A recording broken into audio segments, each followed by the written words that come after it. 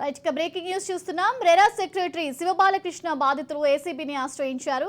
CV Anand కార్యాలయంలో ఫిర్యాదు చేశారు. 400 కోట్ల ఆస్తులకు అక్రమ అనుమతులు ఇచ్చారని ఫిర్యాదు చేశారు. హైకోర్టుని సైతం బాలకృష్ణ తప్పుదోవ పట్టించారని బాధితులు ఆధారాలు సమర్పించారు. పుప్పాలగూడ 33 అంతస్తుల హైరేజ్ బిల్డింగ్ అనుమతులపై దర్యాప్తు జరపాలని ఫిర్యాదు చేశారు.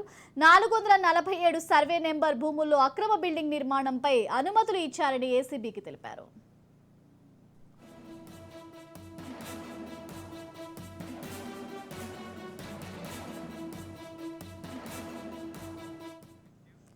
రెరా సెక్రటరీ శివబాలకృష్ణ బాధితులు ఏసీబీని ఆశ్రయించారు. సివి ఆనంద్ కార్యాలయంలో ఫిర్యాదు చేశారు.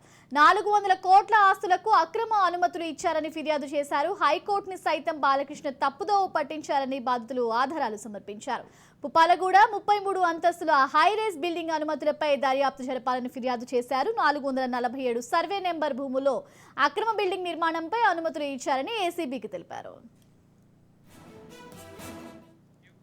రెరా సెక్రటరీ శివబాలకృష్ణ బాధితులు ఏసీబీని ఆశ్రయించారు. సివి ఆనంద్ కార్యాలయంలో ఫిర్యాదు చేశారు. 400 కోట్ల ఆస్తులకు అక్రమ అనుమతులు ఇచ్చారని ఫిర్యాదు చేశారు. హైకోర్టుని సైతం బాలకృష్ణ తప్పుదోవ పట్టించారని బాధితులు ఆధారాలు సమర్పించారు.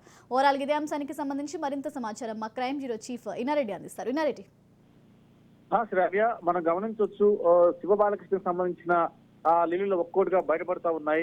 పుప్పాలగూడలోని సర్వే నంబర్ 447 సంబంధించిన నిర్మాణం మీద ఈయన అక్రమంగా అనుమతులు ఇచ్చారు అని చెప్పేసి అన్న విషయం మీద కూడా బాధితులు ఏసీబీని ఆశ్రయించారు.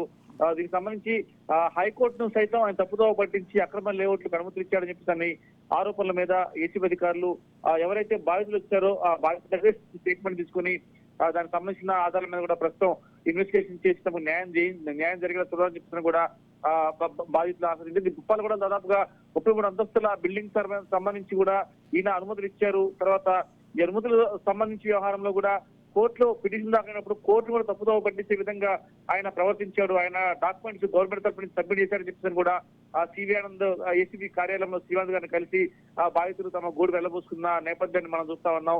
ఈ రకంగా అంటే ఎప్పుడైతే శివబాలకృష్ణ సంబంధించి ఎప్పుడైతే ఏసీబీ అధికారులు దాడులు చేశారో ఆయన బాధితులు కూడా ఒక్కొక్కరుగా ఇప్పుడు ప్రస్తుతం ఏసీబీని ఆశ్రయించి తమ జరిగిన అన్యాయం మీద తమ గోడు వెళ్లబోసుకుంటున్న పరిస్థితి మనం చూస్తా ఉన్నాం. ఇదే కాకుండా చాలా బిల్డింగ్స్ కు అక్రమ లేఅవుట్లకు అనుమతులు ఇచ్చాడు.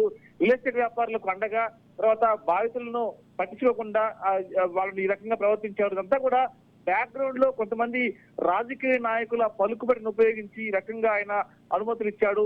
తర్వాత రాజకీయ నాయకుల సంబంధించిన వ్యవహారంలో కూడా ఆయన కీలకంగా వ్యవహరించాడు. తర్వాత అధికారులకు సంబంధించి కూడా చాలా మంది ఈయన అంటే తప్పుదో పడితే కాకుండా ఈయన వాళ్ళతో అక్రమాలకు పాల్పడేలా చేశాడు. తర్వాత వాళ్ళకి లంచం కూడా ఇచ్చాడని చెప్తున్న వ్యవహారం కూడా ఇప్పటికే ఏసీబీ అధికారుల దగ్గర సమాచారం ఉంది.